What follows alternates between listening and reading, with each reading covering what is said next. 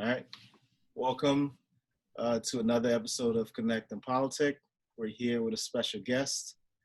Please introduce yourself by telling us your name, where you're currently located, and your favorite snack. My name is Malcolm Boone. I am currently located in Sugarloaf, New York. And my favorite snack is dry roasted macadamia nuts. Dry roasted. Huh. Is this a special brand or like where are you getting these? You know, there's a brand called Kirkland and super. Costco? Say again? Yeah, Costco? Costco brand. Yeah. That's my jam, man. I can really get down with those, or organic carrots, one or the other. Okay. But yeah, man, a good dry roasted macadamia is lights out. Nice. Do you remember your favorite food as a child? As a child, favorite food as a child was probably, man, as a child. How young we talking? As young as you can remember. Young as I can remember. Yeah. As a child, man, I really used to love Pizza Hut. Huh. Like some good cheesy pepperoni. From Pizza Hut. Pizza Hut, yeah. Even though you had the corner pizzeria right up the street. That was too it didn't taste like Pizza Hut. So then I was like, no, this isn't that good. Like, it's all right, I'll eat it, but and I mean, don't get me wrong, mom's cooking was always on point. But when we were getting Pizza Hut, man, it was a special night for me. Yeah. Special night. What's your favorite meal now? Favorite meal? It would probably be like a full-on meal. I would say mom's cornbread with prime rib that is in the set it and forget it, sweet potato gnocchi, and probably her mac and cheese as well. I know I like, when I think about meals, man, because I like to cook. So when I think about meals, I'm thinking about all these things on a plate. You know what I'm saying? I can't just narrow it down to one thing. I could, but it wouldn't be genuine. So you say you like to cook. What's your favorite meal to cook? Favorite meal to cook is probably, I love making burgers, man. I love making burgers because the burgers are so versatile. They're one of those things you can just jazz up. And I just love a good burger. Sweet potato fries on the side for sure. Homemade aioli, or like honey mustard, or like Dijon mustard. Love Dijon. Yeah. And yeah, man, you give me a good burger and it's on. It's on. Nice. What's your fondest memory from childhood? Fondest memory from childhood. I would say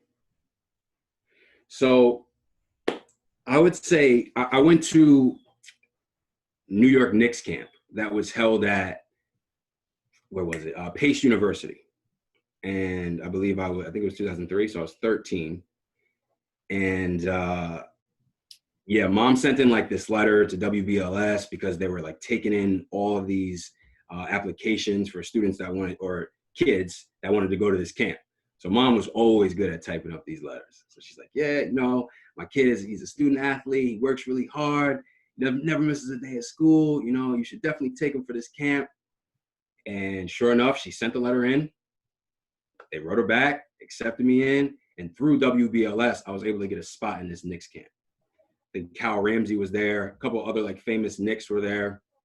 And yeah, man, I went there, expecting to just go to camp like any other basketball camp. And my team ended up making it to the championship and ended up getting the MVP of the whole camp. And when I think back to that time, I'm like, there were dudes that were way bigger than I was, and just were so ahead of their age. Kids up there dunking and jamming. I'm like, I'm 13 walking in. I'm this short, scrawny little kid, and sure enough, man, I went in there and our team went all the way, got the MVP, and it was just such a big moment for me. Dad was watching. I think my brother was there, mom was there. Great moment, man. Great time. I still got the trophy in my room now.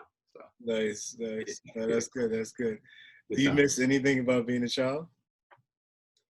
Anything about being a child?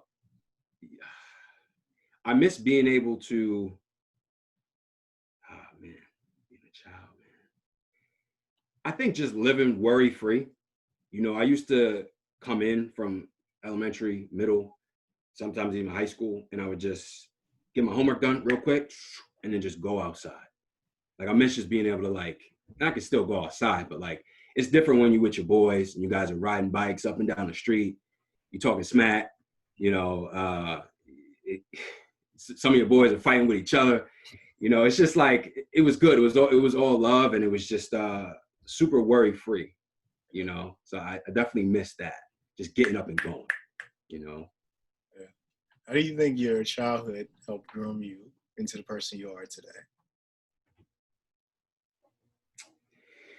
I think my parents and our values and morals that we learned growing up is something that has just stuck with me.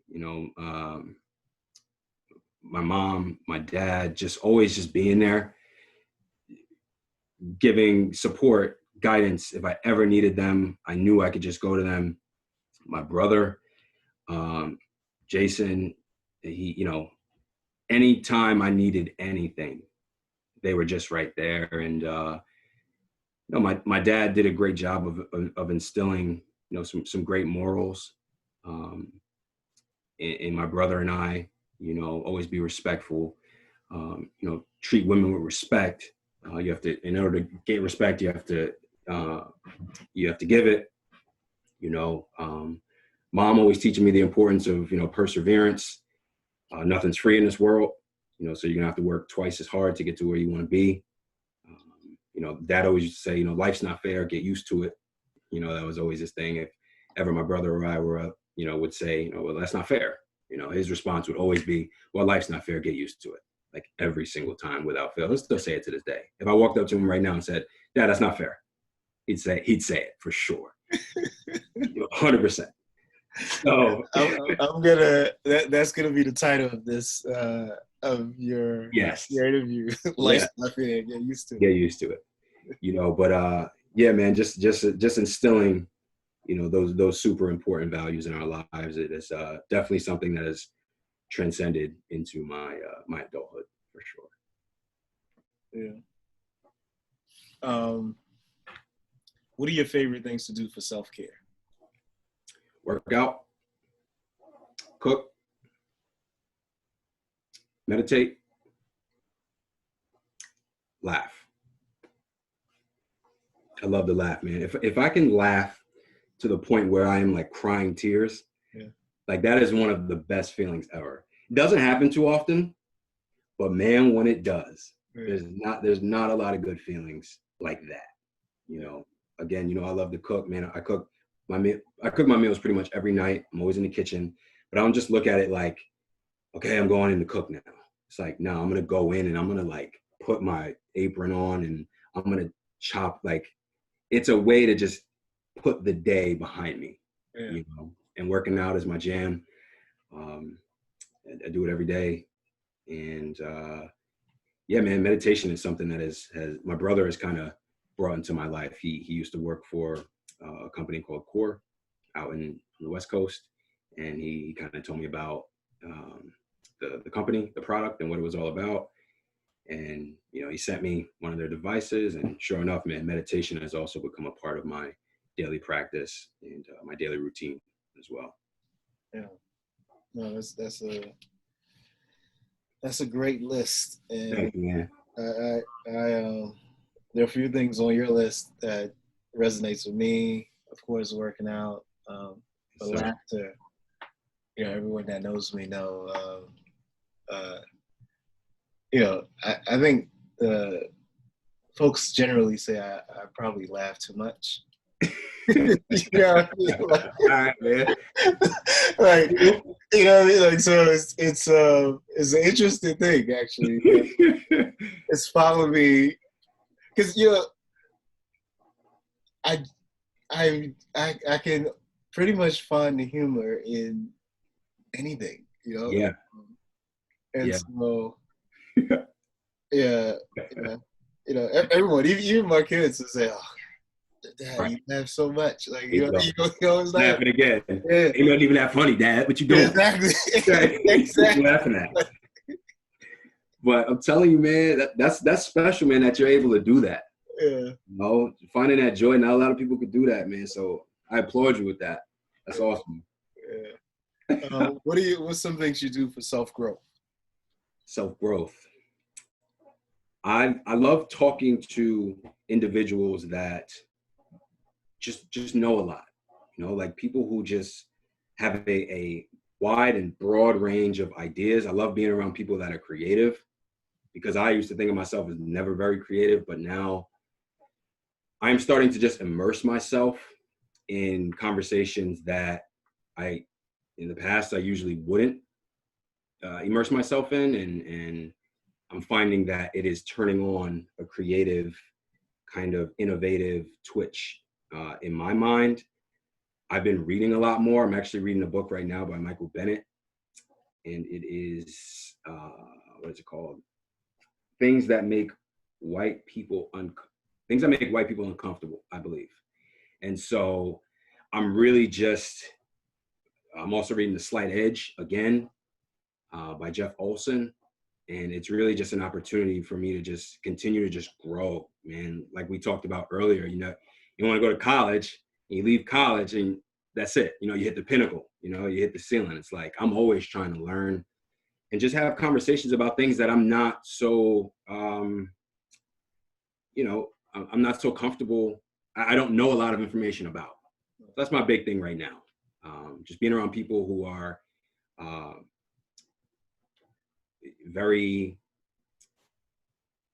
if you want to say, super intelligent, right? I love being around people that are smart, right? I love that. If I'm the smartest person in the room, that's a problem.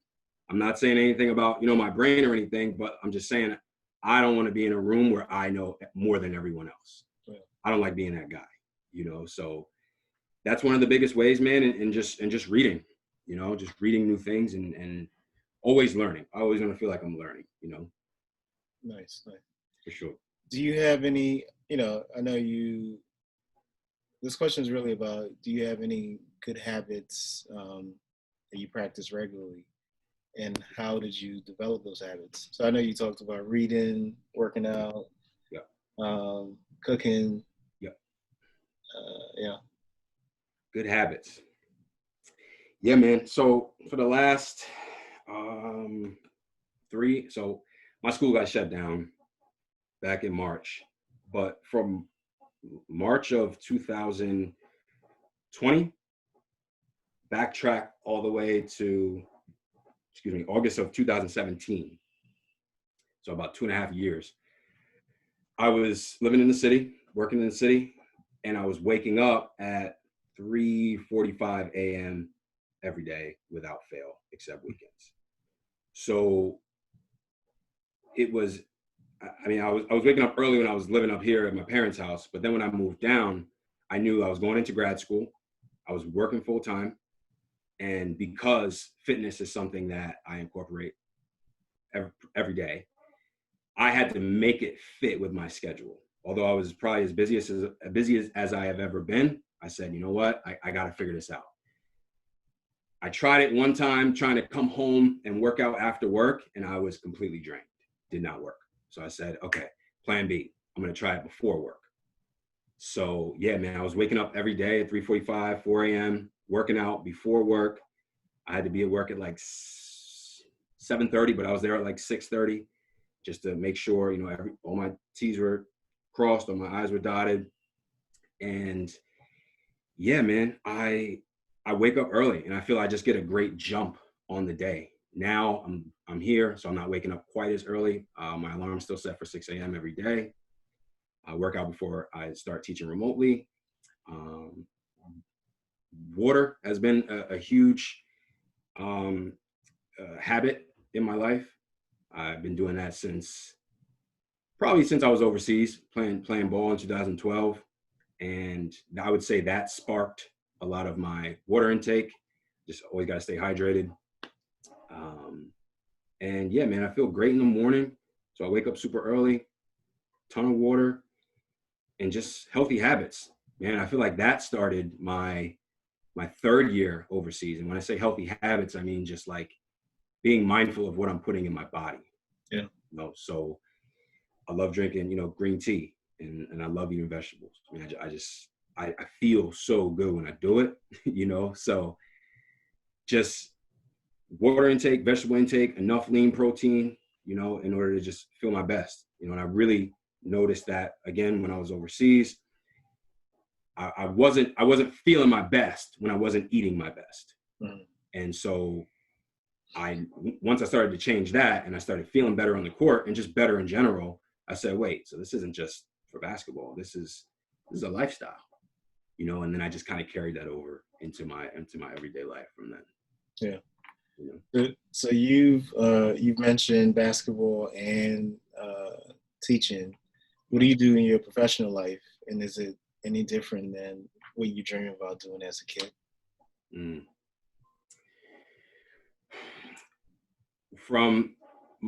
mean from my professional life right now? Yeah. What I'm doing now. Yeah, man. So yeah, I'm teaching again, third grade right now, remotely from home. I never thought of myself as being a teacher. I never thought of myself as being a coach. And it's funny because when I move to Georgia next month, I'm going to be teaching and I'm going to be coaching. So like as a kid, I'm like, no, I'm going to the NBA. Like, hoop dreams, man. Like, and I used to put it in my mind. I'm like, all right, I'm, 10 years old. I'm like, who's going to be in the league when I get, 21, 22? And I'm thinking of all the names and I'm like, all right, so it's going to be me. It's going to be Bow Wow. It's going to be Romeo. It's going to be, I'm literally, bro, I'm not playing. I'm literally counting the people on my hands that are going to be in the league. And I'm like, that's not enough. I'm dead serious. Okay, but why did you pick those people? Why Bow Wow and Romeo? I feel like they were my age, man. I'm like, they close to my age. Bow Wow's over here singing, I want to thank you, and I'm like, all right, it's good. Little Bow Wow, you just don't know, and I'm like, he's almost my age. It's gonna be me, him, Romeo, my cousin, maybe my brother, but you don't think about that as a kid, That's really all I had on my mind, man. And I always thought, maybe I'll be a doctor. Maybe I'll go to the MLB. I used to love baseball too, but none of those things happened. And here I am doing two things I always told myself, that's not for me. Teaching and coaching. Here I am. It's crazy. No, that's good. That's good. Yeah, I mean, it's good. Is this something on your bucket list to learn or do? Learn or do? Yeah.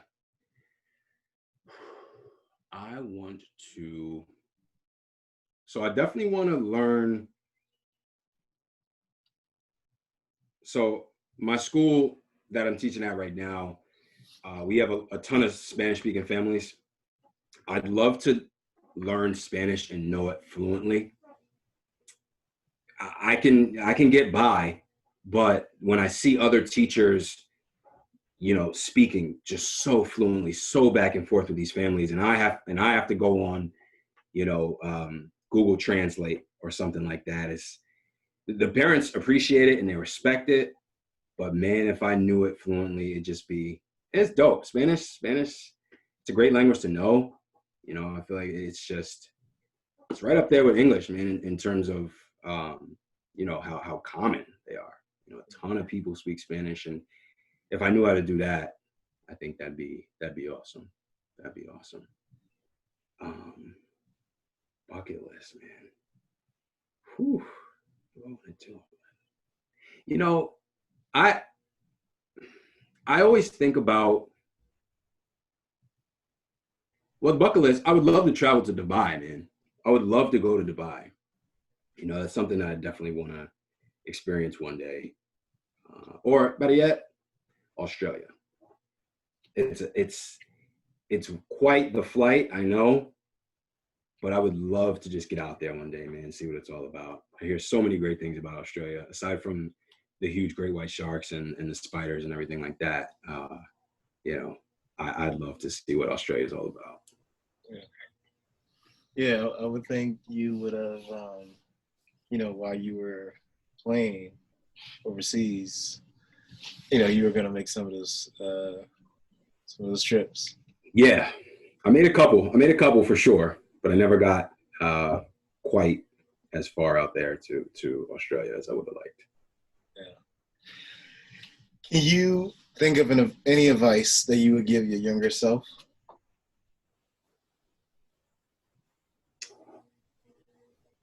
Advice I would give my younger self. Yeah, I would say,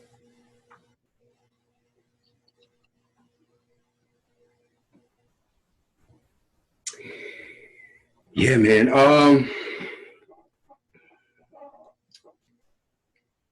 Things are gonna be all right. Things are gonna be okay. You know, I used to, especially as a child, man. I was the kind of child that would like worry a lot. You know, I always wanted to make sure my mom was okay. Like if I ever saw like my mom crying, like I want to make sure she's okay, or like, you know,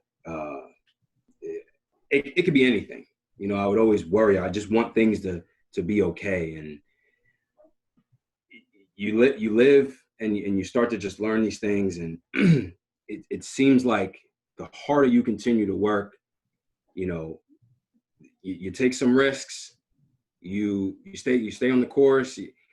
It seems like things, even when they don't seem like they're gonna work out, it always seems like they find a way, you know. So I would tell myself, especially that younger self that would worry a lot, young Malk, you're gonna be all right.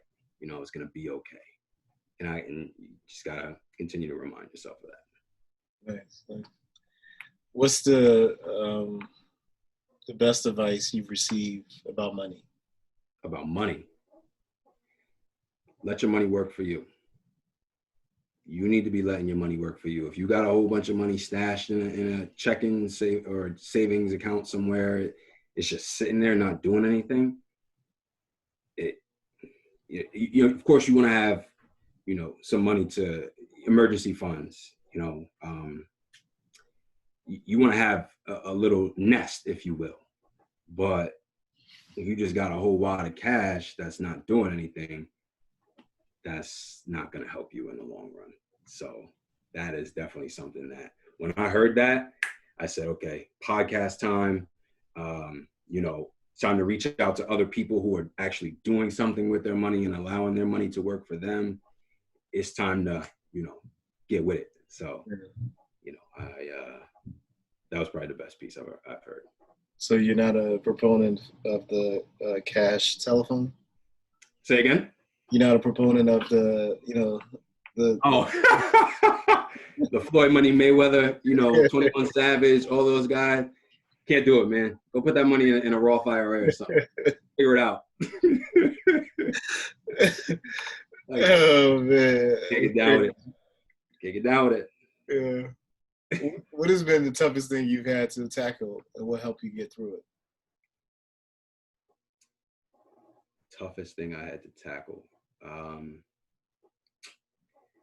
Yeah, man, be honest with you, I would say, you know, losing my best friend.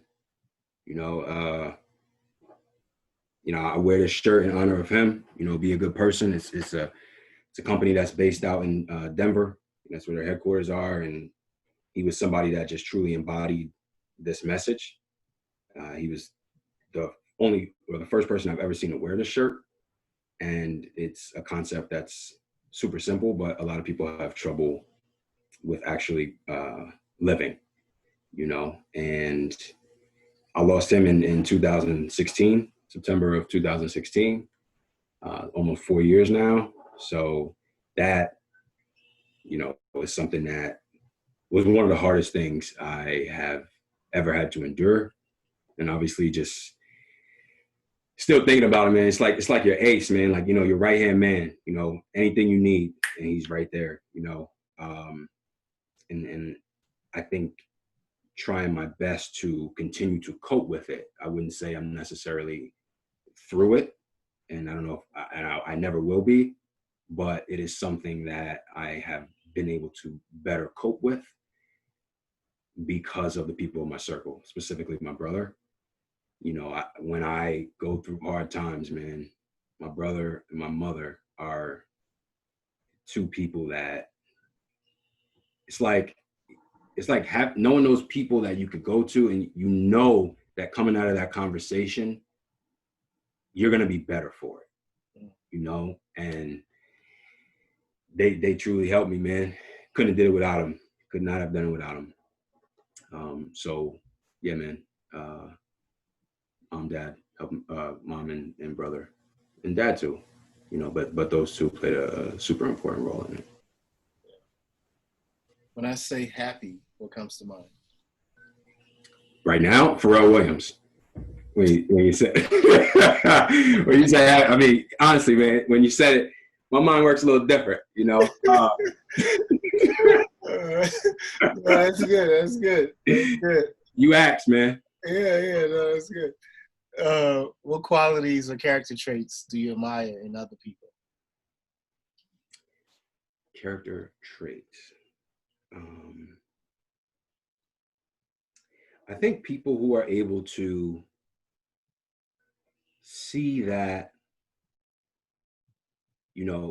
their situation could always be worse, and then, or like people, yeah, man. I think people that are like, people who like seem to just find a way, even when like all the odds are stacked against that person.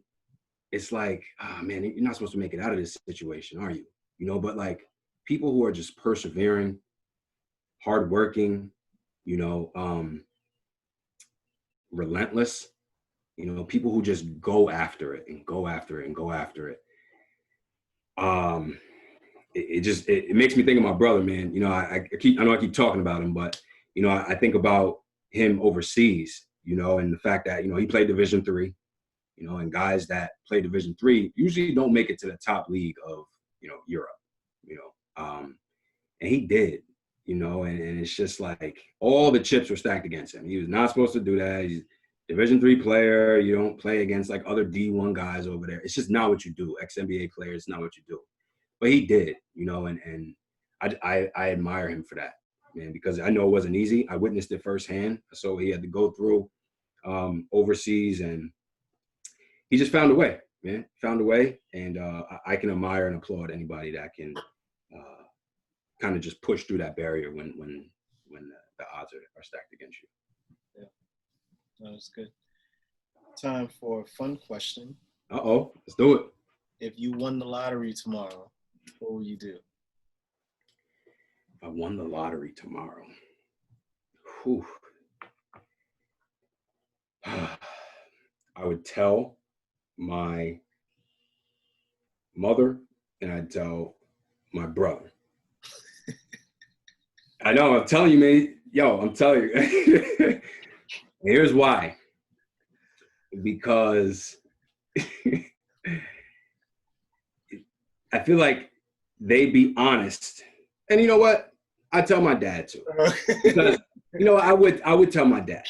Because my dad, besides the fact that he's super cheap, and he would say, look, give me all of it, and because he's So telling you, man, he'd be like, all right, well, here's what you're gonna do with it. He'd be like, you're gonna put this much here, you're gonna put that much here, you're gonna put, and I'm like, whoa, I hit this. It's one of those. I'm serious, man. It's one of those things. That's why I hesitated, but I would tell him, because he did always tell me the importance of like budgeting your money. And he always told me, the importance of like keeping a ledger and small things like that. So I think he'd have some good advice. However, I wouldn't like go splurge right now, man. I would make sure I could get a top quality financial advisor that I trust, somebody that's really going to put me in the right seat, again, to make that money work for me. We talked about that earlier in the interview, and that's the main thing I would want to do to set up, you know, to set myself up and to set others up around me, to make sure, you know, mom's retiring. I was about to say, so mom didn't have to work, dad's retired, you know, but if they didn't want to live here anymore, you know, they could go live somewhere else where they don't have to worry about anything, you know, go live somewhere and everything will be paid off. You know, my brother, whatever he wanted to do, close friends. But I think above all of that, I wouldn't want to just go splurge because it would all be gone. And who knows how long. So I would want to make sure that that money was continuing to grow and it was not just a lump sum that I was just like picking away at. You know what I mean? Yeah, man, financial advisor, make sure everybody's set around me. And most importantly, making sure that money is working long term so we can live whatever kind of life we're going to live over the long haul. Yeah. Nice. And you can even, you know, you'll probably end up getting a spot in Australia and one in Dubai. I do it, man, with the lottery. You know, down with that. All right. Is there anyone that you would like to thank or express your appreciation for that you haven't had the chance to yet?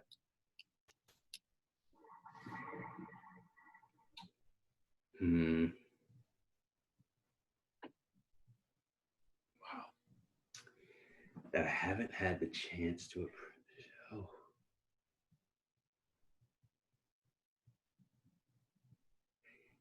To be honest with you, man, I'd like to shout out my brother's girlfriend. Her name's Jessica. And I feel like, you know, we talk on occasion, but we don't talk that much. And with, you know, the whole pandemic happening right now with COVID-19, she is a nurse and she is always on the front lines, you know, and I think I might have sent her a text maybe once, like, hey, I appreciate you. Thank you for everything that you've done. But never like got on the phone with her, never, you know, hit her up on FaceTime and just simply let her know, like, Jess, I appreciate everything that you're doing. You know, you are someone that works extremely hard at what you do. And I just want you to know that you are making this world a better place. Like you really are. You know, I think saving lives and is something that it really can't be explained. You know, thinking about someone that might be losing their mother or their father or their brother, sister, cousin, whatever it is, but like you saved that person. It just makes me think about the stress that was never actually put on that family because of you and what you did. So I'm super grateful for her. You know, she's a great person. You know, and yeah, Jess, if you're listening to this, I appreciate you. Thank you for all the work that you do day in and day out. You know, and thank you. Nice.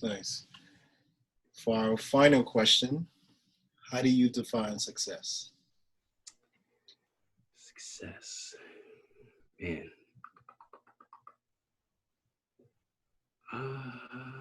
I think success can be measured a bunch of different ways. I think someone that is someone that sets out to do something and puts the actual action and plans in motion to get it done. So I think when a lot of people think about success, it's like this huge thing, but like I see success as like chunks, you know, and small little like roads of accomplishment. I think if, you know, I tell myself, look, by the end of the month, I'm going to lose 10 pounds, you know, but in 2 years, I'm going to have my master's, you know, like things like that. And then actually putting the actions in motion to get those things done and reaching that goal that you set out to achieve. I feel that's success, you know?